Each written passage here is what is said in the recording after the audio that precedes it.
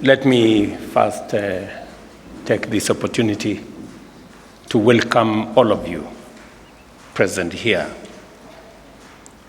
members of the executive, members of the legislature, members of independent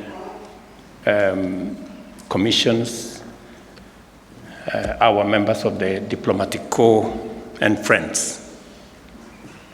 This function is not just a part of the traditions and practices of our public service sector.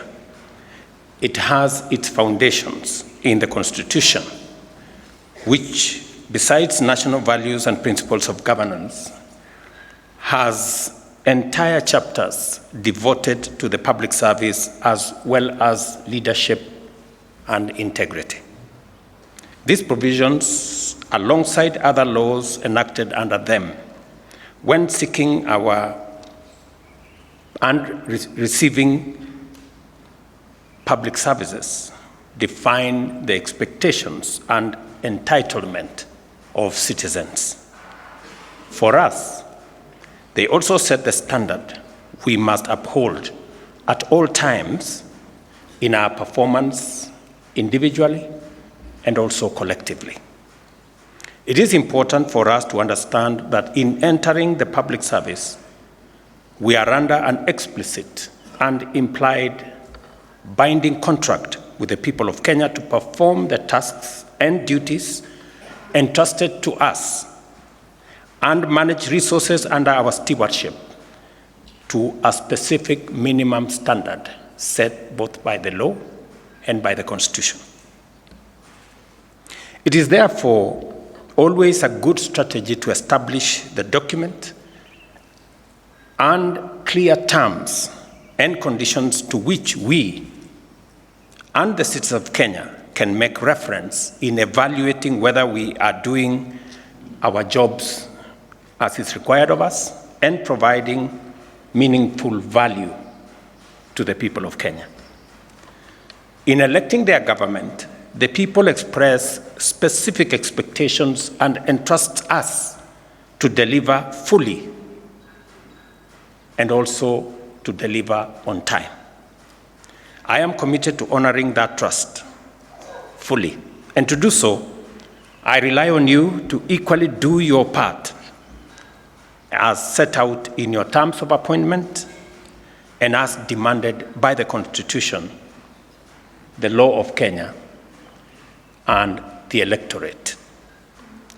Our performance contract with citizens was formalized upon the inauguration of this administration in our commitment under the bottom-up economic transformation agenda for Kenya. This plan embodies our commitment to addressing critical priorities, including reducing the cost of living, managing inflation, taking all steps to create jobs, eradicate hunger, enhancing food production and productivity in general, and expanding the tax base and improving our foreign exchange balances. We also pledged to enhance governance, democracy, and the rule of law, protect rights and freedoms, uphold our national sovereignty, and achieve inclusive economic growth. These are the benchmarks by which Kenyans will assess our success. As we sign the second generation ministerial performance contract for the year 2024-25, let us reflect on our commitments, the ones we made, and the weight of the responsibility that we have on our shoulders. These performance contracts are not mere bureaucratic rituals or ceremonial formalities. They represent firm and solemn commitments to implement the inclusive and transformative goals of our plan. I must emphasize, and I encourage you to internalize the strategic pillars of this agenda and their interconnectedness.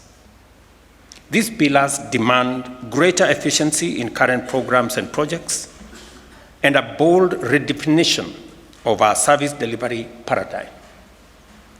Agriculture, for example, is critical to ensuring food security, empowering farmers, creating an ecosystem of micro, small, and medium enterprise, drive job creation, and also build on our economic growth.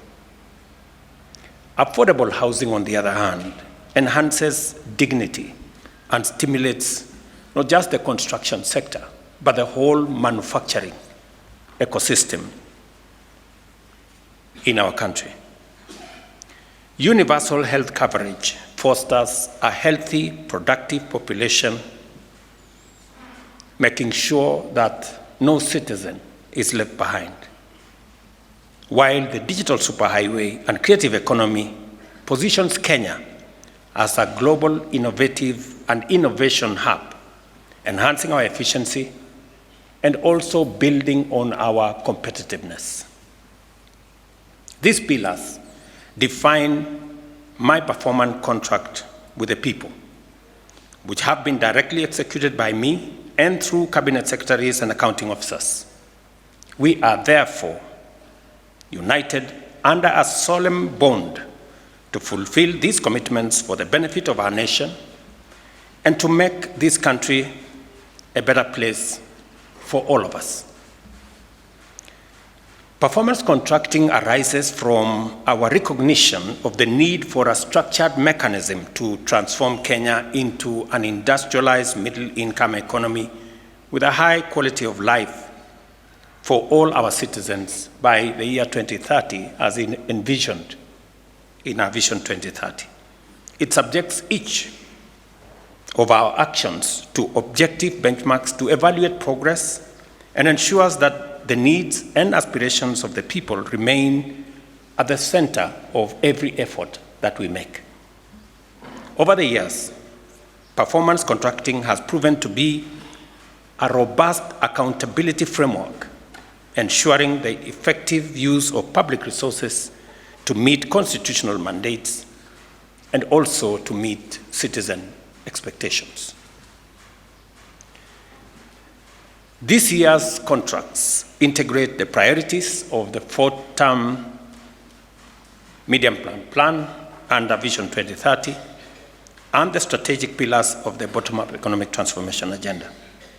These plans aim to maximize the impact of scarce resources on Kenyans, particularly those at the bottom of the economic pyramid.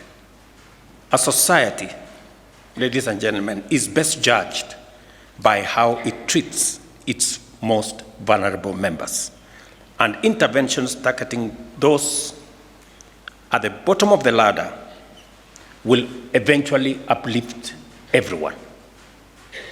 By aligning their functions with these commitments, every ministry, department, and agency contributes to a rising tide of inclusive prosperity.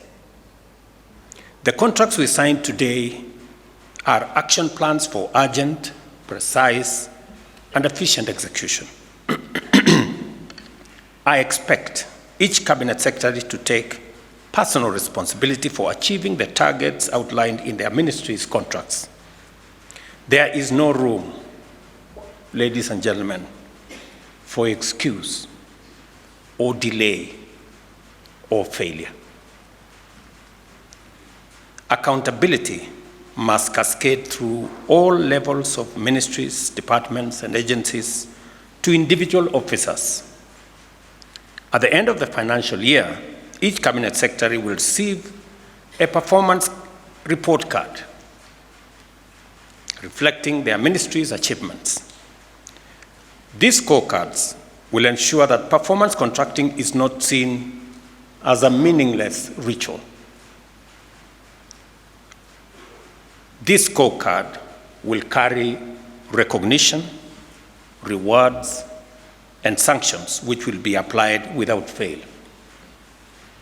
Excellence, integrity, efficiency, and consistency will be rewarded, while failure, negligence, waste, and misconduct will promptly invite corrective action.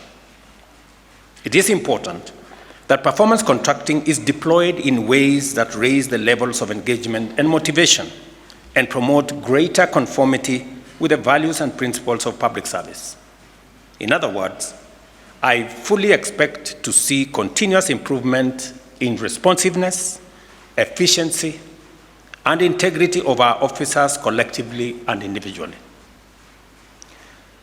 To ensure seamless implementation, the National Treasury will disburse available budgetary allocations on time. Lack of funds or delay in their release should not be an excuse for failure to serve citizens. Consequently, our planning, budgeting, and execution functions must operate in closer harmony to achieve this goal. After more than a decade, I believe that the time has come to institutionalize performance management. This is why a public service performance management bill is being finalized and will soon be tabled in Parliament. Through legislation, we will entrench accountability and promote the highest standards of service delivery at all levels of government. To strengthen coordination, I have also established an office to focus on performance and delivery management in the Executive Office of the President. Through this office, all MDS will be facilitated to quickly address performance deficiencies and oversee the timely implementation of corrective measures. Performance management is a best practice that must include the entirety of government, and no taxpayer-funded institution should be exempt from the mandate to deliver. I commend constitutional commissions, county governments, and institutions that have embraced performance contracting and urge those that are yet to adopt this framework to do so in the spirit of accountability and conformity with the values and principles of public service. Because overall accountability rests with me, I take this responsibility and opportunity to assure you of my full support in fostering a performance-driven culture within the public service in furtherance of faster delivery of our national transformation agenda. Each one of us is required to deliver on our commitments, and the best way to do so is by working together, united by the urgency of the need to transform Kenya and ensure that every citizen experience the full promise of this country's abundant opportunities and possibilities. I look forward to working with each and every one of you, and I'm happy that on this occasion we have chairman of parastatals, we have a chief executive of government agencies present here, so that we can approach this with a whole of government drive and momentum. I want to assure you that although we are in a difficult place globally, economically, but I am very confident that we have the team, we have the people, and we have the plan and the goodwill to transform our nation. I have no doubt in my mind,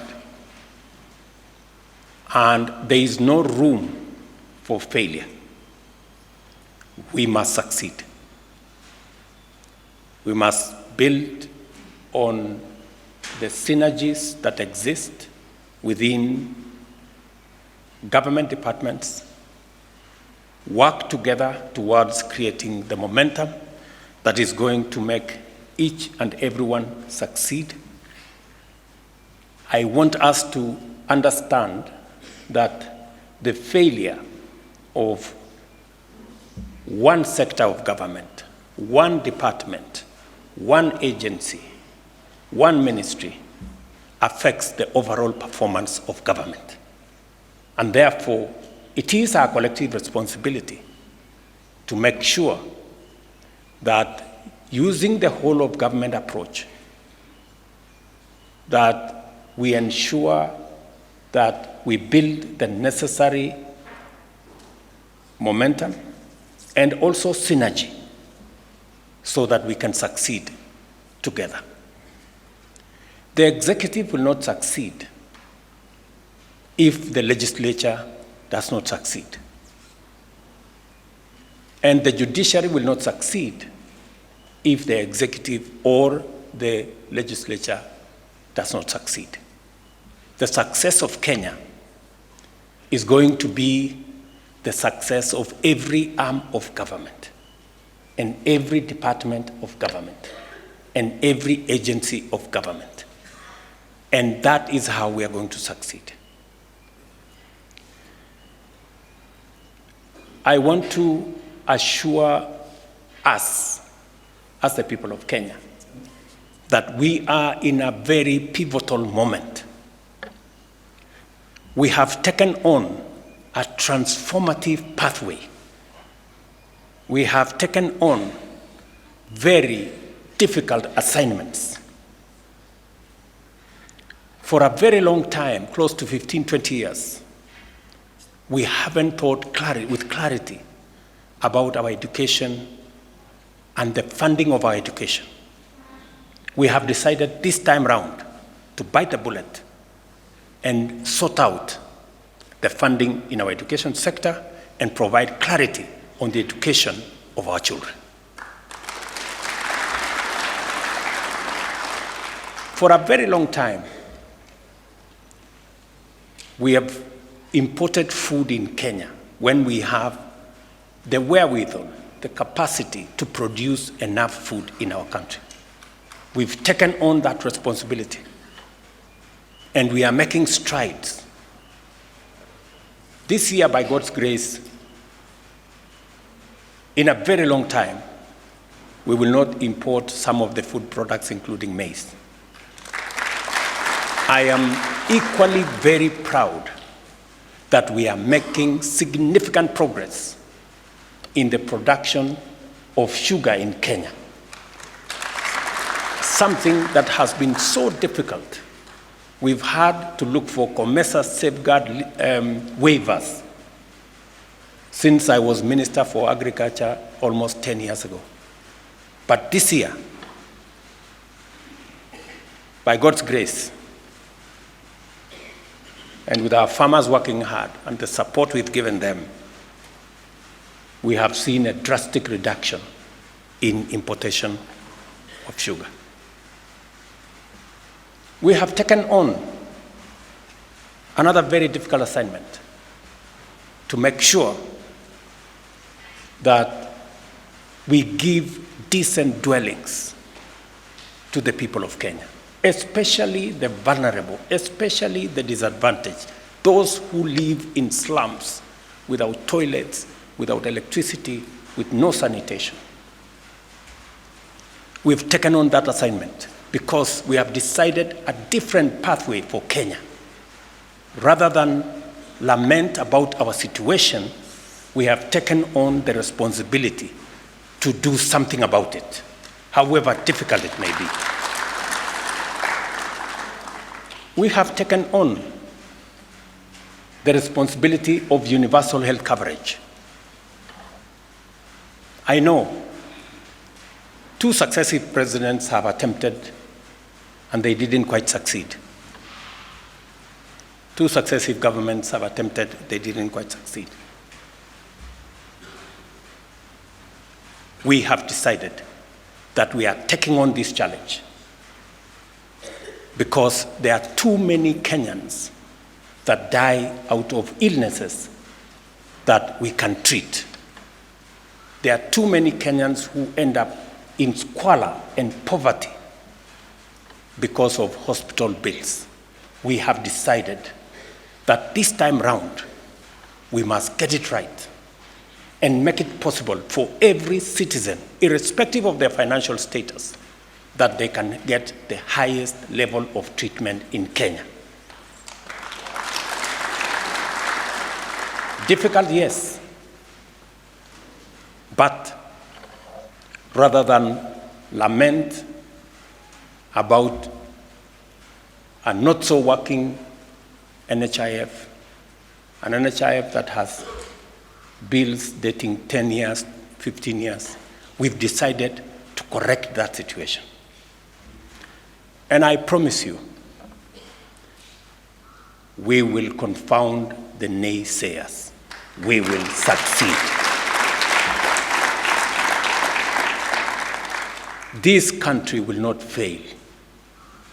This great nation that God has given us will succeed.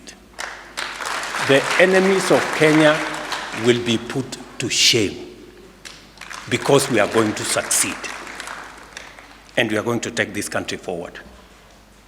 I am persuaded, and I am very clear, and I am focused on making sure that together with all of us, working as leaders in the Republic of Kenya. And all of us understand the more authority you have, the greater the responsibility that rests on your shoulders. And the greater the responsibility you have on your shoulders, the higher the accountability that you are judged by. So all of us must work together towards making Kenya succeed. This country of ours, this home that God has given us, we must work tirelessly to make it succeed, to make it great, so that we can bequeath the next generation of Kenyans a better country, much more organized country, a country that shares prosperity, a united country. So, ladies and gentlemen, I am asking of all of you, the people who've served in different capacities, the people who have the privilege and honor to occupy whatever office in the service of the people of Kenya, that we join hands, we work together, and we focus on making this nation great. I want to thank you very much for coming for this function. I look forward to working with the ministers and the PSS and those who run different government agencies in making sure that we deliver on the commitments, on the mandate, and on the assignments that have been signed off here today,